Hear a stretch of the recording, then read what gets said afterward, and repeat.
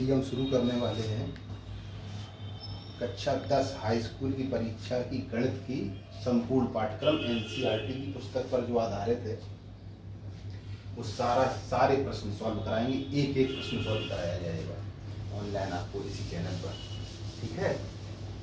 तो सबसे पहले गणित का टॉपिक हमारा जो है वो पहला पार्ट है वास्तविक संख्याएं। वास्तविक संख्याओं में पहली प्रश्नावली जो है उसमें सबसे पहला टॉपिक है यूक्लिड विभाजन। यूक्लिड विभाजन प्रमेय क्या होती है सबसे पहले हम आपको ये बताएंगे, उसके बाद इसका प्रयोग कैसे करना है वो समझिएगा।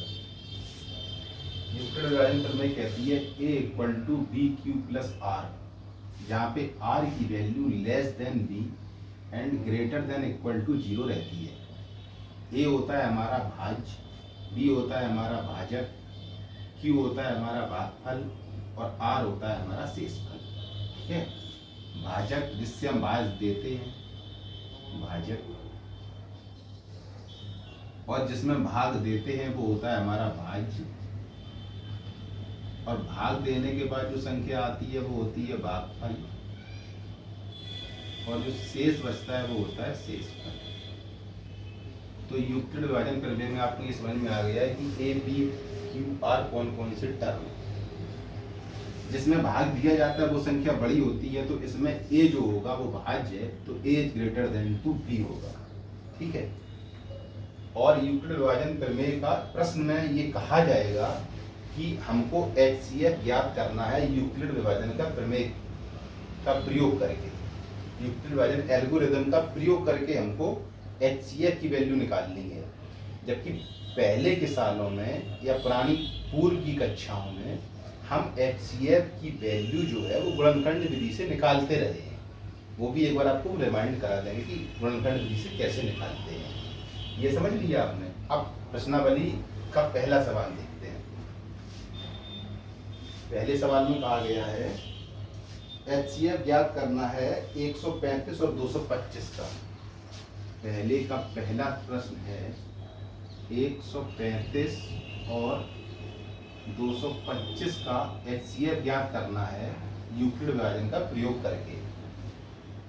पहले हम कैसे निकालते थे? पहले हम निकालते थे गुणनखंड विधि से।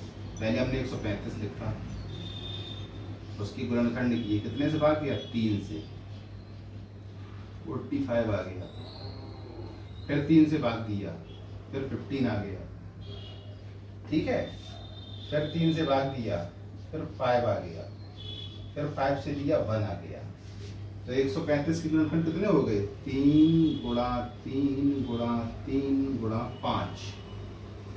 इसी तरीके से 225 के करने हैं गुणनखंड विधि से।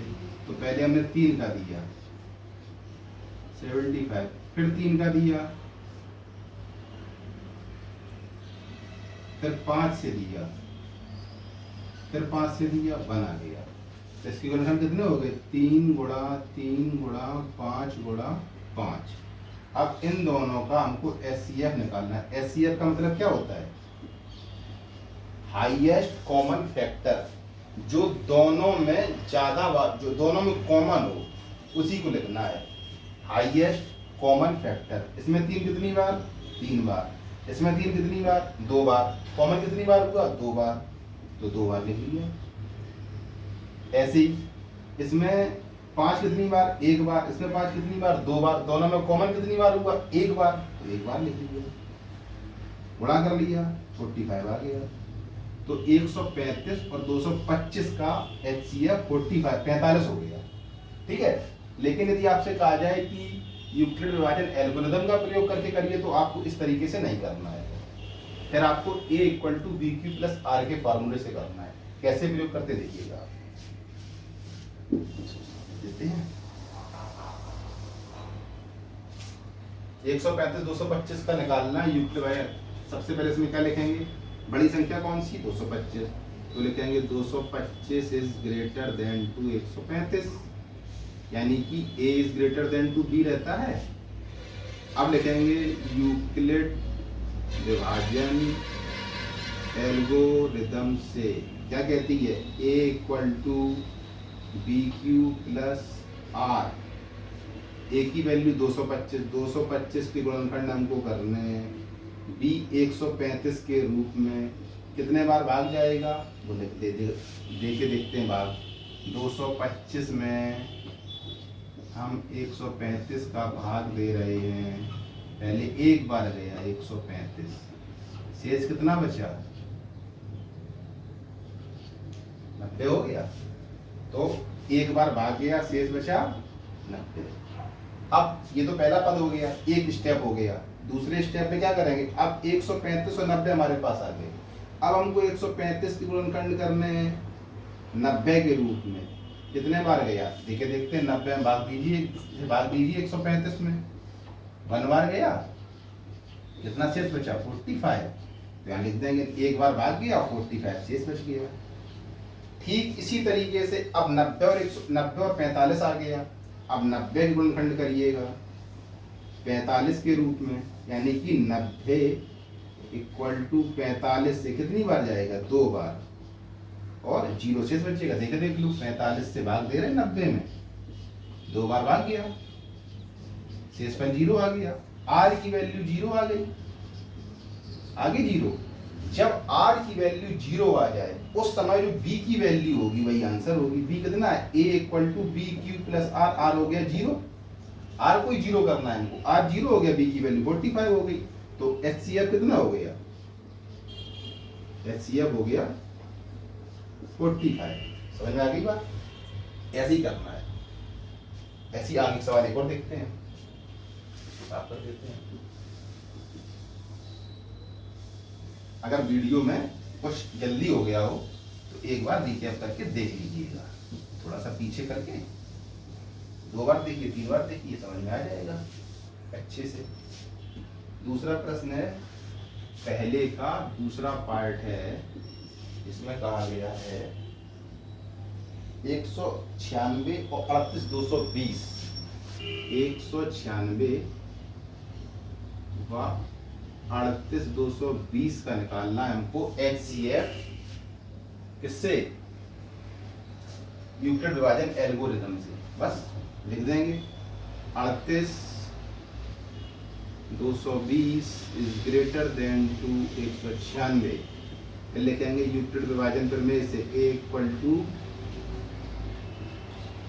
बी क्यू प्लस आर से A बड़ा होता है, यानी कि 38,220 के गुणनखंड करने 196 के रूप में, Q का निकालना है, शेष 0 करना है, तो सबसे पहले 196 से भाग दे रहे, 196 से भाग दिया 38 220 में, ठीक है। पहली बार कितने बार गया, एक बार, तो 196 लिख दिए, इसको घटाया कितने बचे 6, यहाँ 7 हो गए और 17 8, और यहाँ 186 बचे, 2 का उतारा कर दिया। अब कितनी बार जाएगा, 196 मतलब लगभग 200, और 1809 बार जाएगा, तो 9 बार दे दिए। 54 हासिल लगी 5, 9 में 81, 5 86 हासिल 8, 9 का 9 और 8 17, इसको घटा दो, 12 में से 4 गई तो 8 बची, और 15 में से 6 गई तो 9 बची, और यहाँ तो कुछ बचे ही नहीं, 0 उतार गई। अब 200 चौके 5 बार से आ जाएगा, 5 बार देखो 5 का 30 की 100 से लग गई 3, 5 में 45 और 3 48, 4 5 में 5 9 इसका 0 का बस एक ही बार में हो गया। 138,220 में 196 से भाग दिया तो 195 बार गया, और शेष पर कितना हो गया 0, शेष 0 तो हो गया है। R की वैल्यू 0, तब B की वैल्यू कितनी है 196, तो इसका HCF कितना हो गया 196। केवल भाग देने के नंबर मिल रहे हैं HCF पे, भाग दिया आंसर आ गया। समझ में आ गई बात। इसी तरीके से इसमें और प्रश्न है, प्रश्नावली में NCERT की पुस्तक है, उसी पे आधारित जितने ही प्रश्न होंगे सारे सॉल्व करा दिए जाएंगे। 2 सवाल हो गए, ऐसे ही आप करिएगा, हम एक सवाल लगवाएंगे अगले वीडियो में, जो शेष सवाल है वो पूरे कराते हैं, ठीक है।